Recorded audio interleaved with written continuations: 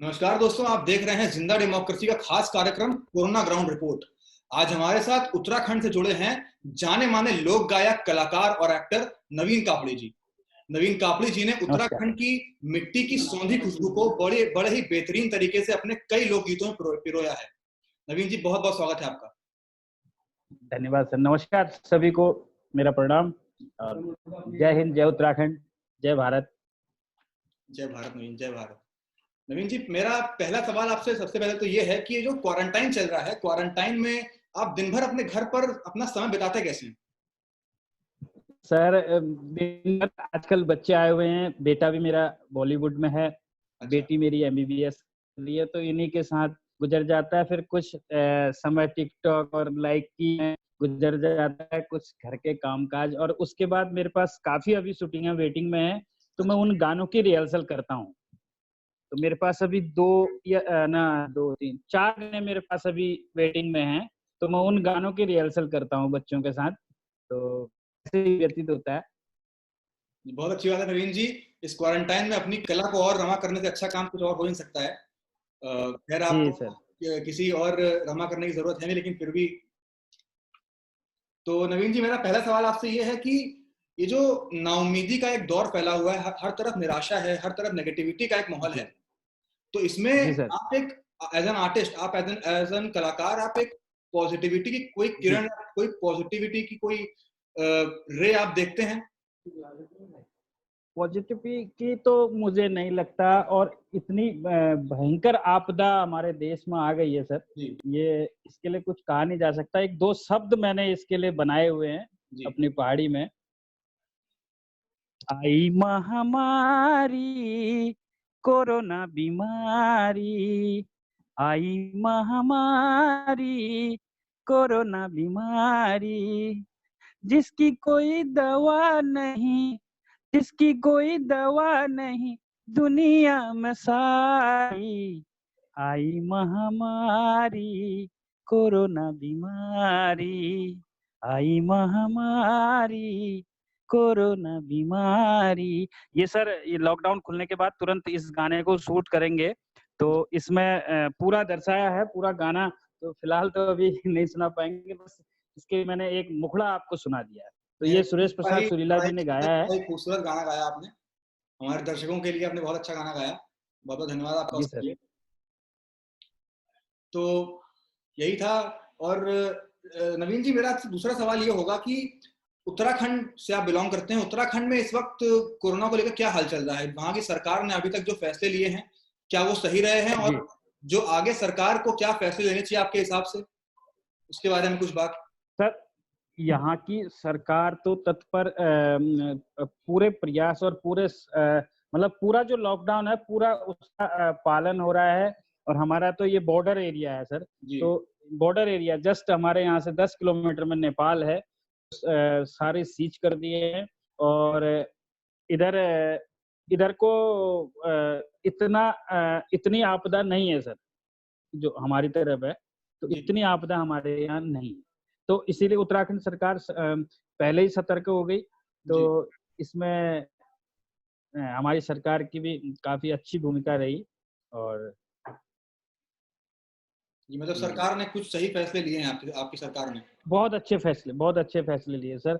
और उसके बाद मोदी जी का फैसला सर्वोपरि रहा, और लॉकडाउन का फैसला उन्होंने लिया। उनके फैसले बिल्कुल सर। और उनका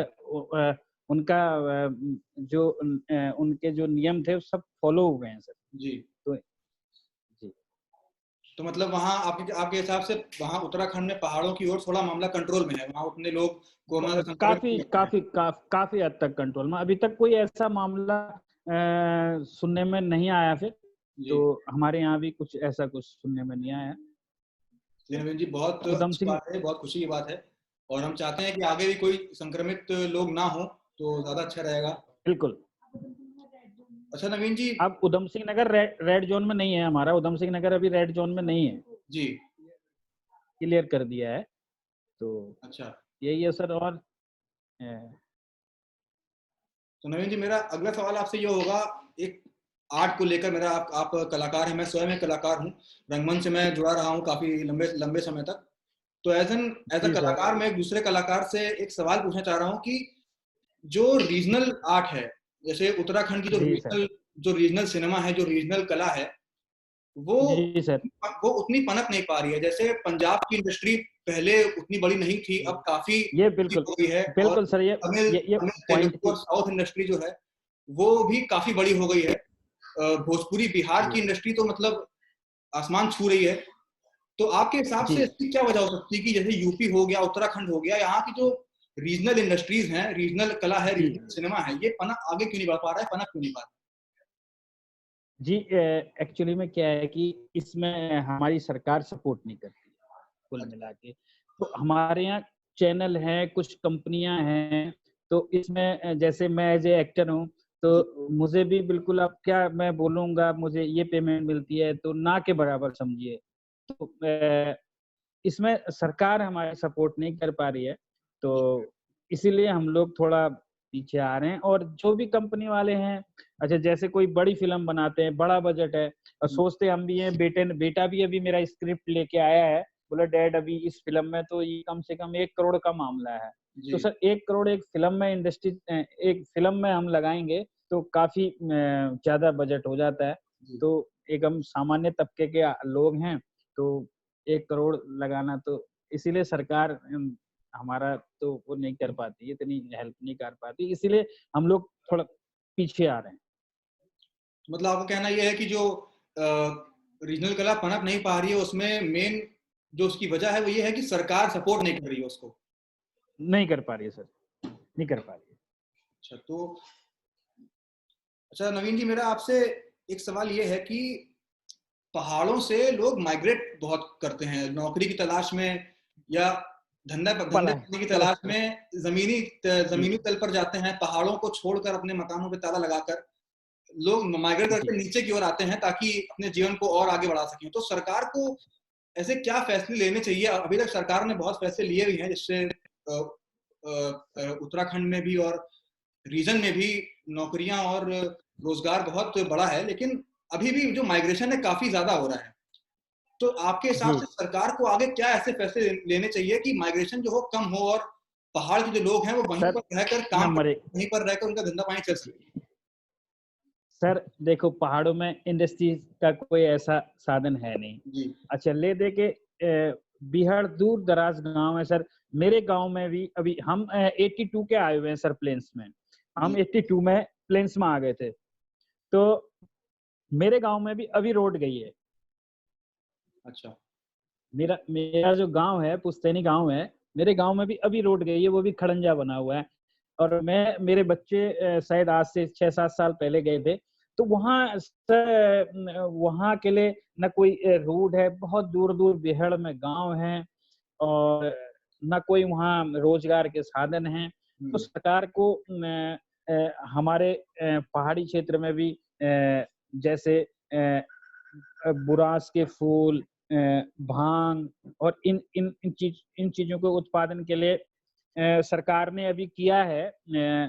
सरकार ने अभी वो कई उत्पादन और इनके जैसे उसका जड़ी का है जी, और जड़ी बूटियां कई चीजें हैं सर, जो पहाड़ों से हो रहा है, लेकिन इतने में नहीं हो पाता है हम्म, क्योंकि जनसंख्या ज्यादा होने की वजह से लोग नहीं रुक पाते हैं, सब प्लेन्स की तरफ भी भागते हैं। तो मैंने कई गाने पलायन के ऊपर भी करे हैं सर। जी, तो उसमें एक गाना ये था, ठंडो पानी को धार छोड़ी मायाल पहाड़, ठंडो पानी को धार छोड़ी मायाल पहाड़। तो एक ये तुमक्याल बहुत जी का सुंदर गीत। गाना है, इसमें भी मैंने एक्ट किया है।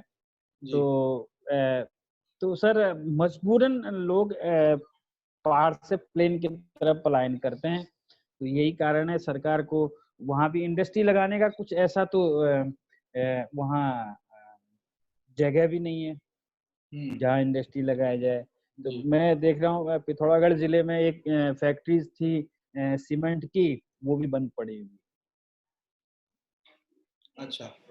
तो नवीन जी, ऐसा कि आपने बताया कि जो दूर बिहार के गांव हैं, जो रिमोट जी गांव हैं, जो रिमोट प्लेसेस हैं, वहां पर रोजगार नहीं पहुंच पा रहा है। नहीं सर, बिल्कुल नहीं। तो नवीन जी तो ऐसा इसीलिए आदमी प्लेन्स की तरफ भागता है, शहरों की तरफ भागता है।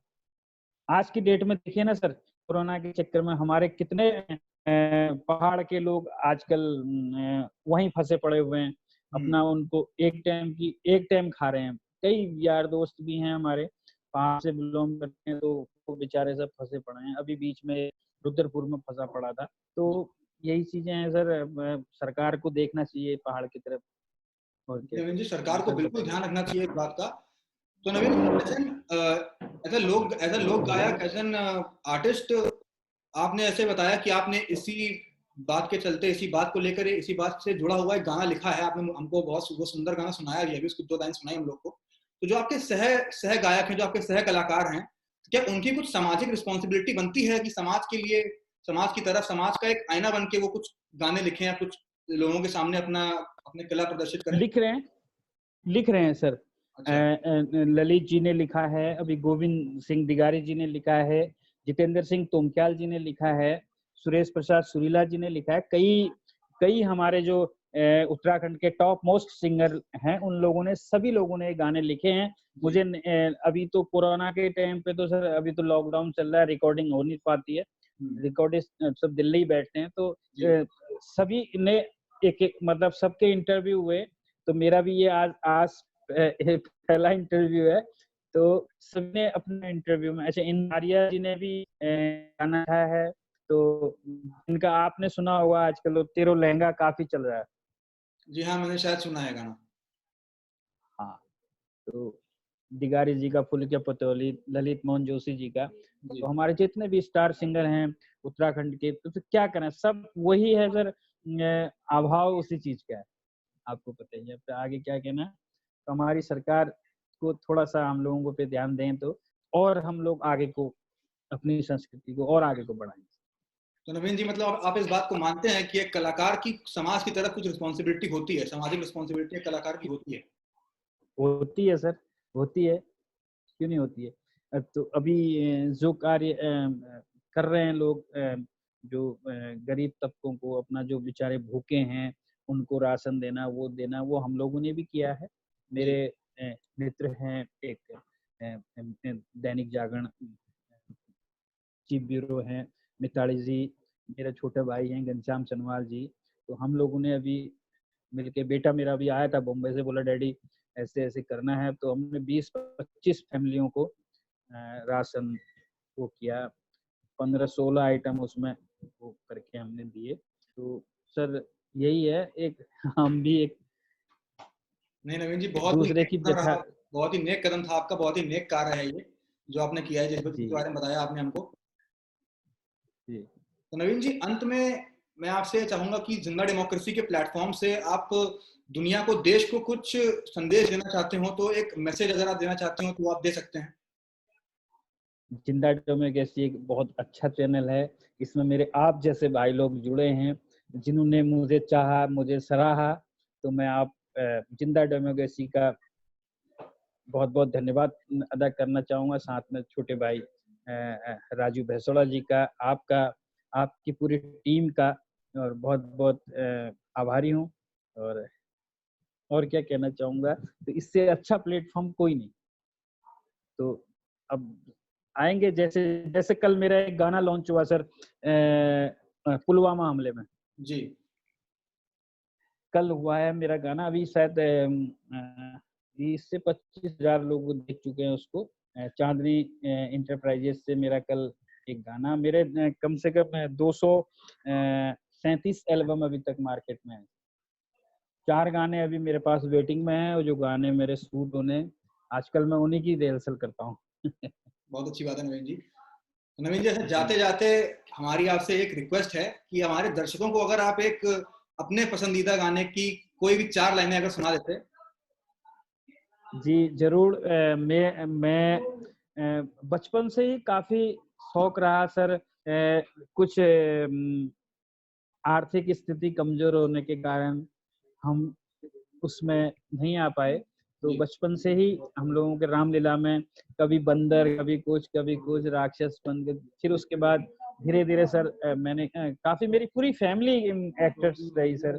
मेरे बड़े भाई हैं एसआई सतीश कापड़ी जी, तो आजकल एसआई हैं, उधम सिंह नगर में ही पोस्टेड हैं, तो वो भी राम का रोल करते थे। और मेरे डैडी खुद कॉमेडी करते थे, जोकर थे मेरे डैडी, और छोटा भाई भी एक्टर था। तो धीरे धीरे चलता गया। तो फिर फर्स्ट सन 2000 में मेरा एक एल्बम शूट हुआ, तो मुझे कंपनी वालों का फोन आता है कि नवीन भाई आप काफी उस एक्ट में जचोगे। तो मैंने कहा भाई मैंने कभी कैमरा देखा ही नहीं, तो मैं कैसे, तो वो बोले नहीं नहीं चलो। मुझे पिथौरागढ़ बुलाया गया सर, 3 दिन का शूट था। जी। तो गाना था 9 मिनट का, तो पूरा गांव सर इकट्ठा हो गया वहां पे। तो मैंने कहा यार ये तो कैसे होगा। तो फर्स्ट में मेरा वो गाना जो था, वो आज तक मैंने उस गाने के बाद मैंने पीछे मुड़ के नहीं देखा सर। मेरे को एक के बाद एक एल्बम मिलते रहे। तो मैं फौजी रोल में ज्यादा एक्ट करता हूँ। आजकल मैं लव सॉन्ग और पलायन पे कर रहा हूँ, पलायन पे एक्ट करता हूँ। तो वो गाना था, तो जैसे वो प्रदेश में है आदमी, तो अपनी मिसेज को कह रहा है, ओ मेरी मीना उदासी ये जना, ओ मेरी मीना उदासी ये जना, ओ मेरी ड्यूटी कश्मीर घाटुमा, हो मेरी ड्यूटी कश्मीर घाटुमा। ये था सर। तो जब शूट हो रहा था तो मेरे रियल में आंसू गिर रहे थे कि एक फौजी की अपने मिसेज की तरह प्रति क्या व्यथा है। तो 9 मिनट का गाना था। तो उसके बाद कई गाने हुए सर जो फिर हिट रहे। एक मेरा गाना और ठीक ठाक रहा, जो मैंने अपने क्षेत्र के लिए जगमोहन दिगारी जी ने गाया। अभी जगमोहन दिगारी जी भी आर्मी से रिलेटेड हैं, तो वो भी बहुत अच्छे सिंगर हैं। तो उनने जो गाया है, तो उनने वो लिखा था और गाया भी उन्होंने। तो वो गाना था सर, खटीमा में मन लागो अपनी रोनी गाँव में, दाजू छन कुमाऊं में बोझ छन अमाऊं में, छुटी गयो पहाड़ मायालो पहाड़, रंगीलो पहाड़ छबीलो पहाड़। बहुत सुंदर नवीन जी, बहुत खूबसूरत, बहुत ही अच्छा गाना सुनाया आपने। आपने हम लोगों को, हमारे दर्शकों के लिए बहुत ही सुनकर, आपका गाना सुनकर बहुत अच्छा लगेगा उनको। तो बहुत इस गाने से भी मेरे को काफी अच्छा प्लेटफॉर्म मिला और अच्छी पहचान मिली।